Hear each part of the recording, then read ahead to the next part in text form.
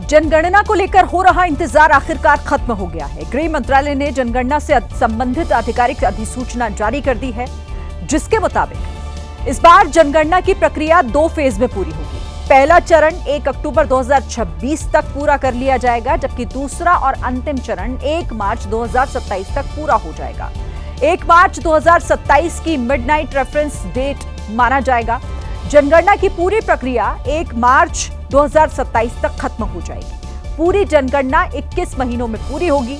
34 लाख गणनाकार और 1.3 लाख प्रशासनिक अधिकारी नियुक्त किए जाएंगे। और खास बात यह है कि इस बार जनगणना डिजिटल प्लेटफॉर्म के जरिए से की जाएगी। जनगणना का प्राइमरी डेटा मार्च 2027 में जारी हो सकता है, जबकि डिटेल डेटा जारी होने में दिसंबर 2027 तक का वक्त लग सकता है। महाराष्ट्र के दौंड से पुणे जा रही डेमो शटल ट्रेन में अचानक से आग लग गई। चलती ट्रेन में लगी आग से कोच में अफरा तफरी मच गई। इस आग से ट्रेन के कोच का काफी हिस्सा जल गया।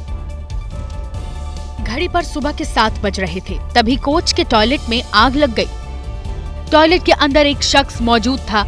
वो दरवाजा पीटता रहा, चिल्लाता रहा, लेकिन आग से टॉयलेट का दरवाजा बंद हो गया। वो नहीं खुला। पूरे कोच में धुआं फैल गया। कोच में मौजूद यात्रियों ने आग बुझाने की कोशिश शुरू की। यात्रियों ने दरवाजा तोड़कर टॉयलेट में फंसे लोगों को बचाया। तुरंत स्टेशन मास्टर को सूचना दी गई। राहत की बात यह रही कि ट्रेन में ज्यादा भीड़ नहीं होने की वजह से स्थिति संभल गई। दिल्ली के अशोक विहार में झुग्गियों पर बुलडोजर चलाया गया। पुलिस और पैरामिलिट्री के जवानों की मौजूदगी में अवैध मकान गिराए गए।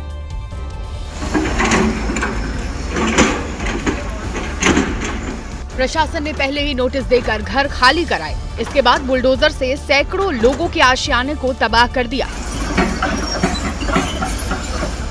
अवैध जमीन पर 1 मंजिल से लेकर 3 मंजिला मकान बने हुए थे।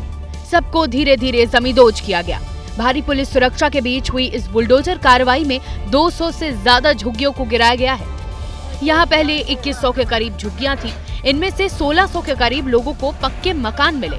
कुछ को कोर्ट से राहत मिली और बाकी जो बचे उनके घर पर बुलडोजर चला।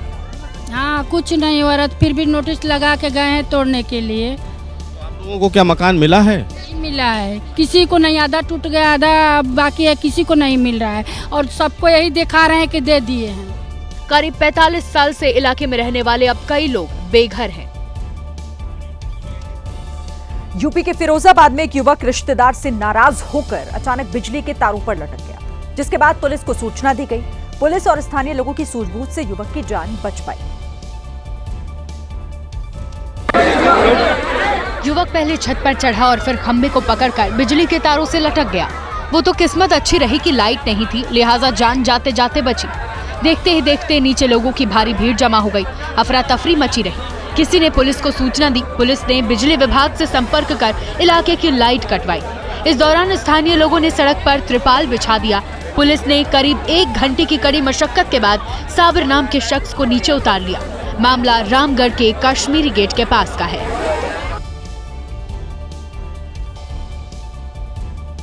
केरल के त्रिशूर में पेंट की दुकान में आग लगने की वजह से वो लपटों में घिर गई। आग इतनी भीषण थी कि कुछ ही वक्त में करोड़ों का सामान जलकर खाक हो गया। सुबह करीब 8:30 बजे पेंट की दुकान में ये आग लगी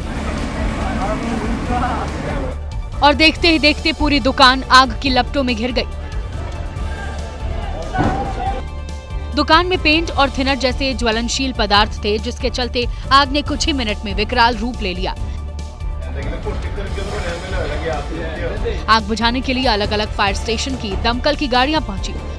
कई घंटे की मशक्कत के बाद आग पर काबू तो पा लिया गया, लेकिन कहा जा रहा है कि इस आग में करीब 5 करोड़ रुपए का सामान जल गया।